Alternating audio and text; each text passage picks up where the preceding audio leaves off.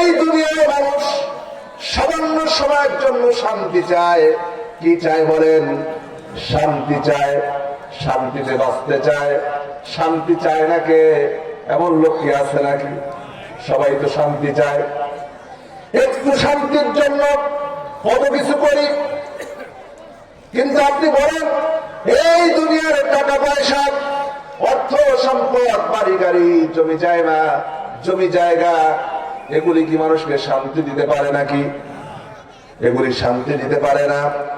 আমরা অনেক সময় মনে করি ইউরোপ, আমেরিকায়, কানাডায়, ইংল্যান্ডে যারা বসবাস করে তারা বুঝে অনেক সুখে আছে। আল্লাহর নামে কসম করে বলি তারা মোটেও সুখে নাই। ওই দেশে যারা বসবাস করে খবর নিয়ে দেখেন অধিকাংশই পাগল।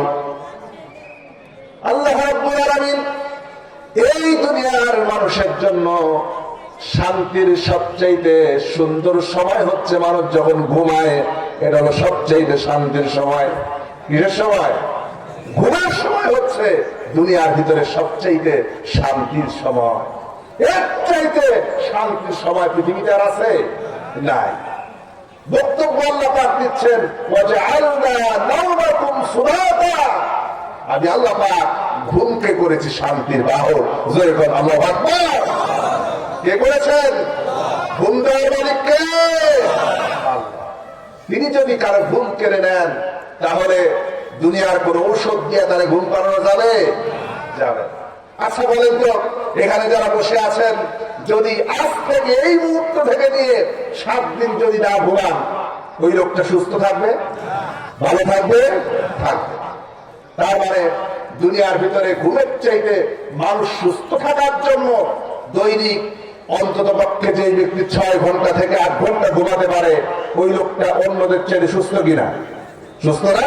সুস্থ। বাবাজি আমার এই ঘুম আল্লাহ পাকের এত বড় নিয়ামত, এটা যার নাই, অনেকের টাকা আছে, পয়সা আছে, বাড়ি আছে, গাড়ি আছে, এসি রুম আছে, তারপরে ঘুমাতে পারে না এমন মানুষ বুঝি এই পঞ্চগড়ে নাই?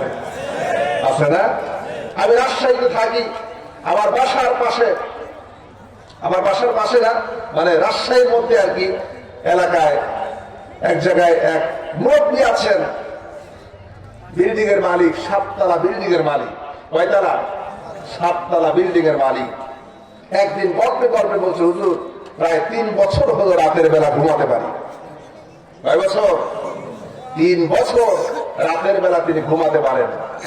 অথচ বিল্ডিং এর মালিক, বাড়িতে এসি আছে, সব আছে, কিন্তু ঘুমাতে পারেন না। বললাম ডাক্তার দেখান নাই? বলছে হুজুর অনেক ডাক্তার দেখিয়েছি, দাবি দাবি ঔষধ লেখে, কিন্তু কোনোভাবেই রাতের বেলা আমার ঘুম আসে না।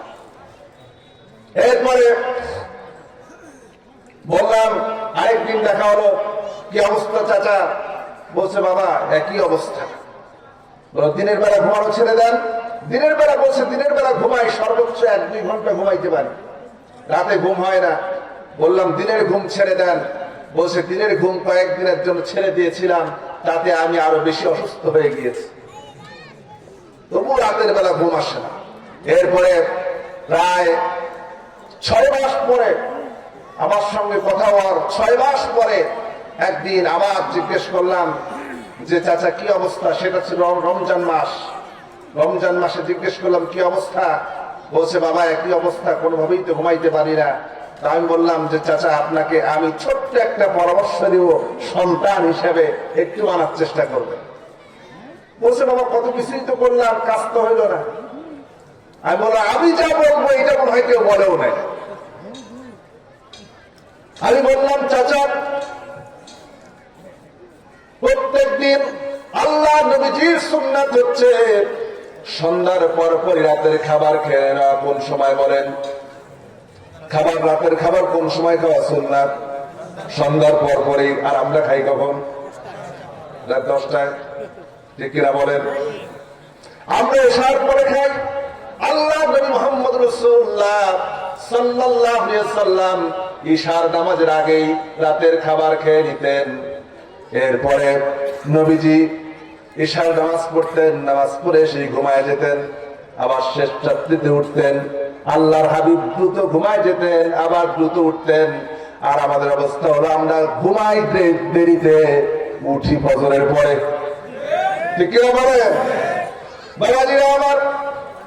আমি মুরব্বী চাচাকে রেখে বললাম, চাচা যেহেতু শহরের এলাকা, রাতের বেলা লাইটিংয়ের কারণে অনেক সময় ঘুম আসে না, সন্ধ্যার পরে খেয়ে নিবেন, ঈশার নামাজ পড়ে আপনি আলাদা রুম নেবেন, যেই রুমের ভিতরে অন্ধকার পরিবেশ করা যাবে। অন্ধকার পরিবেশে ঢুকে কিছুক্ষণের জন্য ডিম লাইট জ্বালায়া 2 রাকাত সালাতুল হাজতের নামাজ পড়বেন। 2 রাকাত সালাতুল হাজতের নামাজ পড়ে এরপরে আপনি ওই জায়নামাজে বসেই কমপক্ষে 1000 বার আপনি আল্লাহর নামের জিকির করবেন। কতবার? 1000 বার জিকির করবেন। এরপরে আপনি আয়াতুল কুরসি পড়বেন, সূরাতুল বাকারার শেষ 2টা আয়াত পড়বেন, সূরাতুল কাফিরুন পড়বেন, সূরা ইখলাস পড়বেন, সূরা ফালাক পড়বেন, সূরা নাস পড়বেন। এরপরে আপনি বিছানায় চলে যাবেন। একেবারে শুয়ে থাকার দরকার নাই, বিছানায় বালিশের উপরে হেলান দিয়ে মুহাম্মদুর রাসূলুল্লাহ সাল্লাল্লাহু আলাইহি ওয়াসাল্লামের উপরে দুরূদ পড়তে থাকবেন। দেখা যাক কি হয়। বাবাজিরা আমার,